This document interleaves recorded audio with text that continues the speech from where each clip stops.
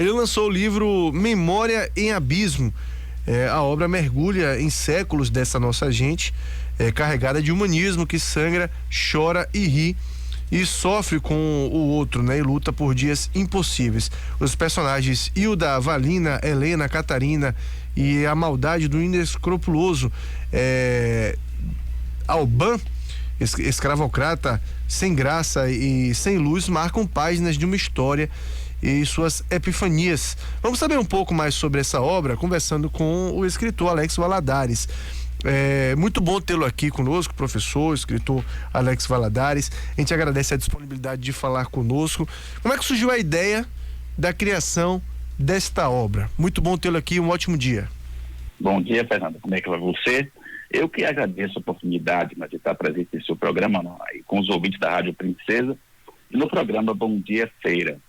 E só lembrar que eu tenho ligações profundas, né, com o Feira de Santana, porque minha família é de São José. Embora eu tenha nascido em Salvador, a minha família é de São José. E, inclusive, uma parte um poema que inicia o livro, feito por mim mesmo, né, eu dedico a meu pai, que é de São José. Então, assim, é um livro que surgiu, Fernando, de uma forma inesperada, né? Eu trabalho em Feira de Santana, numa escola do Colégio Hélios, aí de Feira, e sou professor há 30 anos. Dessa escola eu sou professor há 24 anos do Colégio Hélios. Então, como é que surgiu essa obra? O Colégio Hélios mudou de prédio, né? Ele tinha um prédio um próximo ao outro, e aí a escola ia mudar de prédio. E eu escrevi um esboço de um livro há uns 5 anos atrás, mais ou menos. Né?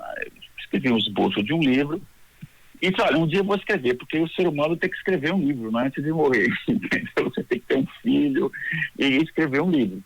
E aí eu fiz um esboço de um livro em algumas páginas, coloquei num livro lá, num caderno, e estava completamente esquecido desse projeto. Né? E aí a escola mudou de prédio, aí os funcionários botaram numa caixa papéis nossos, né? E aí eu fui colocando no novo armário da nova escola do Colégio Hélios.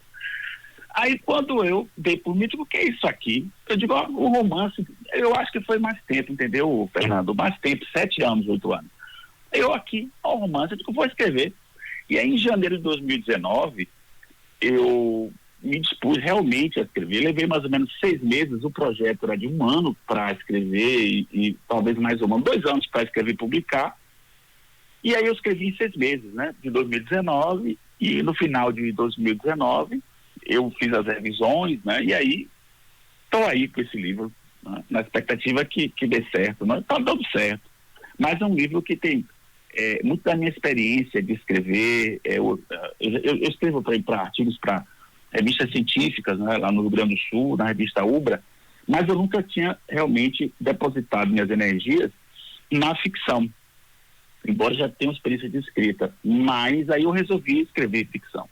E acho que deu certo, né? Eu acho que foi uma boa obra. Muitas vezes produto, repito, de experiência de leitura também que eu tenho. Eu sou um leitor muito, assim, gosto muito de ler pela minha própria profissão. E aí mergulhei nesse universo, né? E eu gostei do que fiz, né? Eu já estou me lançando em outra obra, mas não tem tempo ainda não para fazer isso, meu querido. Agora, professor, qual o fio condutor da história? A gente já até falou um pouco aqui, uma pequena sinopsezinha, né? Falando um pouco a respeito dos personagens. Qual o fio condutor dessa história? Então, a história trata de memórias, né? De pessoas comuns do dia a dia. Então, de pessoas comuns que, de alguma forma, vivem no seu cotidiano, vivem a sua vida do dia a dia, com seus sofrimentos, suas alegrias, e de alguma forma elas expressam o que elas sentem. Então você tem de tudo, né? Você tem mulheres viúvas, você tem pequenos escritores, você tem heróis, assim, não são heróis comuns, né? Pessoas que lutaram pelo país. Então, e essas pessoas vivem um dia a dia que, de alguma forma, eles não emergem, eles não aparecem como seres importantes de uma história do Brasil, mas que eles existiram nesse país. Então, a obra percorre vários séculos, né? Séculos XVII, XVIII, XIX, XX, e dessas pessoas como nós, né? Pessoas de carne e osso, que poderiam, de alguma forma, nunca na vida deles serem representados. E aí, de alguma forma, eu escolhi fazer isso, né? Trazer essas pessoas à tona, com as suas dores, com as suas alegrias, com a sua vida. É uma história bastante interessante por essa ideia de passagem do tempo, né? De que maneira esses personagens se relacionam com a história. Eu gosto muito de história, da matéria história. E sempre tem muita coisa de história. E sempre li, e aí tentei fazer também uma ligação desses personagens com a história de seu tempo. Então você tem um personagem, por exemplo, que vive lá na época da mineração de Ouro Preto, Minas Gerais. Você tem um personagem que vive na época escravocrata. Você tem um personagem que vive uma revolução aqui na Bahia. Então você vive um personagem da época do descobrimento. Então você tem uma série de nuances de personagens que estão em volta do seu tempo, né? Das suas memórias do seu tempo. O senhor acredita até que por conta disso também, né, de contar um pouco da história, através da história do personagem, né, lembrar um pouco da história do tempo de cada um, o livro acaba tendo também no fundo um pouquinho de didatismo também, acaba sendo um pouco didático também, doutor? É isso, Fernanda, foi uma preocupação que eu tive em não ser professoral, em não ser professor. Tem uma professora minha que foi minha professora do mestrado, professora Ívia, que eu tenho muita saudade, ela dizia que professor não presta para escrever romance, porque assim, ele acaba sendo didático, professoral. Assim, eu acho que acabou sendo professoral, entendeu, Fernando? Acabou sendo didático. Então, assim, um aluno, obviamente que ele não vai ler uma obra dessa para aprender história, mas assim, talvez ele tenha, de alguma forma, uma vivência histórica a partir da leitura. Um amigo meu, professor aí, Fred Santana, me disse, olha, que a obra conseguiu dar conta dessa história. Aí eu falei, disse o professor, né? Professor de Jefferson, né? Professor Fred Santana. Eu digo, Jefferson, assim, eu não quis ser didático, né? Mas não tem como não ser sendo professor. Fernando. Bom, e como é que está sendo a aceitação do trabalho, professor? Claro que hoje com a internet se torna mais fácil também a divulgação e tudo mais, e a leitura tem muito isso, né, da indicação, né? Eu tô lendo um livro e aí de repente, gostei muito do livro, já indico para Ana Paula, que trabalha comigo aqui, que já indica para alguém. Como é que está sendo essa aceitação e como é que está sendo a própria divulgação do livro? Então, Fernando, eu criei mágoas com algumas pessoas por conta desse livro, porque eu não pude, de alguma forma, oferecer para todo mundo. Assim, o livro acabou em 2 semanas. Entende? Assim, eu sou professor, e aí tem aquelas redes que você faz. Por exemplo, né? Essa nossa entrevista, eu coloquei no meu Instagram. Eu tenho 4.000 seguidores. Então, nesse momento, deve estar com muita gente ouvindo o seu programa. Então, assim, o fato de eu ser professor há tanto tempo, não é? Há tanto tempo, ajuda bastante. Então eu fiz um card, coloquei, né, para divulgar o trabalho, e aí, Fernando, em 2 semanas, quase 3, o livro se esgotou. Aí eu ainda tenho 10 livros na mão da pessoa da editora, que eu vou ter que pegar, porque ele disse, olha, eu quero 10 livros porque eu vou divulgar o trabalho, porque interessa também a editora. E o livro desapareceu. Aí eu tenho que pegar esse livro para oferecer a você, né, que me deu a oportunidade de estar na sua rádio, num programa de tanta audiência, mas o livro acabou, né? O livro acabou. Agora, é um livro interessante, eu tenho tido retornos, né? Eu tenho uma aluna mesmo, né, na Alanda, foi minha aluna no colégio, aí, Felipe Santana, no Elis, e aí, o que acontece? Ela me ligou ontem, né, quer dizer, trocou mensagem comigo, um beijo para ela, e ela está impressionada, né? Tem pessoas que eu gosto muito do retorno da leitura, porque são pessoas que gostam de ler, porque tem gente que compra até não por gostar de ler, mas compra pelo carinho como professor. Mas ela e outras pessoas que eu sei que gostam de ler, elas se empolgaram muito com a leitura, e professor também, né? Então acho que eu fiz alguma coisa que deve ter, de alguma forma, encantado ao público e concebido alguma coisa interessante, que entretém o leitor. Porque eu gostei de ter escrevido, né? Eu reli, mas não reli de novo. O livro físico, eu não reli. Eu vou reler. Mas eu gostei de ter escrito, né? O pessoal aqui em casa gostou, mas você sabe que família não vale. Mas o pessoal aqui em casa gostou. E é isso que eu falava, né? Que o livro tem muito isso de indicação, da pessoa gostar, indicar. Isso. Por exemplo, essa pauta mesmo, nós jornalistas, a gente sempre colabora, né? Com os programas dos colegas e tudo, com pautas, com sugestões de pautas. Essa sugestão, a gente tem por hábito aqui no programa entrevistar muitos escritores, né? Abrir também esse leque, não ficar só na política, na economia, nos acontecimentos, e também trazer um pouco da cultura, um pouco até uma forma de divulgar também. E aí foi da jornalista colega Elaine Kurt, né, que também trouxe pra gente essa sugestão de pauta, por a gente ter o programa que tem um pouco essa vertente também de entrevistar escritores. Aí, como o livro tem muito isso também, do próprio boca a boca, de alguém ler o livro, muitas vezes acontece, nem conhece o escritor e não, mas indica, procura, porque esse livro é muito bom.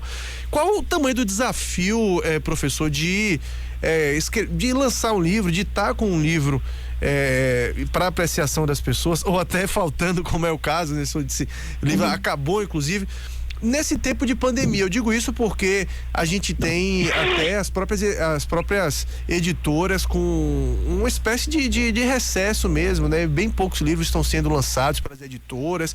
Qual o tamanho do desafio nesse período de pandemia, que pode ser até mais fácil por um lado para alguns escrever, mas lançar se torna bem mais difícil? Na verdade, Fernando, assim, a ideia do livro do Brasil, de ler e escrever, tem uma série de sombras, porque aqui no Brasil não se lê bastante, não é? Assim, essa moçada, eu vejo aqui em casa, né?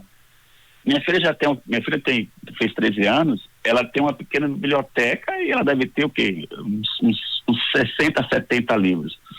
Essa moçada lê, mas assim, lê o que gosta. O que acontece com a pandemia? Aqui na Bahia, você sabe que tem grandes livrarias que fecharam as portas, né? Então, o acesso ao livro, antes da pandemia, já era difícil, por conta de ter fechado realmente as livrarias. E essa moçada recorre muito a esses livros digitais, não a esses livros digitais. Eu não fiz, foi sugerido a mim, Fernando, que eu fizesse isso, mas eu não desisti. Eu estou com um editor aí que quer lançar meu livro de forma digital. Mas, como houve um recrudescimento da pandemia recentemente, eles seguraram a onda, né? Disse, olha, professor, vamos segurar um pouco essa onda aí para lançar o livro nessas plataformas, né? Mas é um desafio grande por essa questão, assim, de você, numa pandemia em que basicamente existe uma restrição de orçamento das pessoas, porque as pessoas não sabem o que vai acontecer, não sabem o que vai acontecer daqui para frente e dão prioridade àquilo que é prioridade, né? Então, embora o livro não seja caro, e não é realmente caro, eu simplesmente coloquei um valor a mais daquilo que eu gastei por obra. Então, você gasta um X, você bota uma bobagem a mais, até para fazer a questão de correio. Eu mandei muita obra pelo correio, né? Então, gente que foi meu aluno está hoje no Amapá, gente que é meu aluno hoje e está em Minas Gerais, e aí viu na internet a obra, e aí eu fui colocar no correio mesmo, né? Então tive que ir ao correio, você gastar alguma coisa e tal, aí eu botei um valor a mais, mas assim, por conta de ter que fazer isso mesmo. Mas tá difícil, assim. Mas eu não posso, entendeu, Fernando, reclamar, porque eu fiz de tudo, né? Não é minha intenção ficar rico com literatura, né? Com escrever romance. Mas pelo menos pagar a conta da obra. Porque, assim, a ideia de você a minha alma é muito inquieta, né? E aí eu quis, de alguma forma, transformar essa minha inquietude em escrita. Mas, assim, eu não posso reclamar dessa forma, assim, eu consegui, de alguma forma, dar conta do meu investimento. Professor Alex Valadares, a gente agradece imensamente a disponibilidade de falar conosco, dar os parabéns pela obra, né? Fiquei instigado, depois vou procurar o livro Memória em Abismo, né? Muito legal a gente falar um pouco, né, sobre essas obras. E um escritor baiano aqui de Salvador, né, que dá aula em colégios aqui em Feira de Santana. A gente entrevista tanto escritor do Rio, São Paulo, de outros estados, e a gente fica muito feliz quando a gente entrevista os daqui também, porque é importante a gente estar valorizando, né, o pessoal daqui. Aqui tem muita gente fazendo muita coisa boa. Muito bom tê-lo aqui conosco. A gente agradece, deseja um ótimo dia para o senhor. Ô, Fernando, eu que agradeço imensamente a oportunidade, né, de estar na sua rádio com tanta audiência. Eu queria só terminar a entrevista, Fernando, lendo um poema que eu dediquei a meu pai. É pequeno. Pois meu não, pai por favor. Tá aí no livro, né? Tá na capa, na contracapa do livro. E ele é aí de São José. O nome do poema se chama Alma Sertaneja, é de minha autoria. A meu pai: o que quer o homem em seu sertão? Nada ser, não ser nada, apenas o ser tão. Nada acima daquilo que todos são. Apenas ser de terra entre o sol. Cada sábio espinho, um jogo e uma conversa. A vida assim, sem sobressaltos grandes. O mês, o ano e a vida correm. Infância. Um cheiro para todos os dias. Senhora, não quer a cidade e barulhos grandes. Não quer tanto dinheiro, só café, almoço e janta. Não quer nada que o prenda, só raiz no sertão. Quer a vida sem fluxo, sabedoria. Quer a vida de ontem mesma. Quer descansar na sua terra pela eternidade e sua lembrança dói na alma sem volta. Obrigado, Fernando, pela oportunidade, meu querido, mais uma vez. Valeu, professor. Grande abraço, parabéns pela obra. E a gente também se coloca à disposição sempre. Espero conversar com o senhor lá na frente, falando de outras obras, de outras e outras. A gente fica feliz em ver a produção cultural acontecendo aqui na nossa Bahia. Conversamos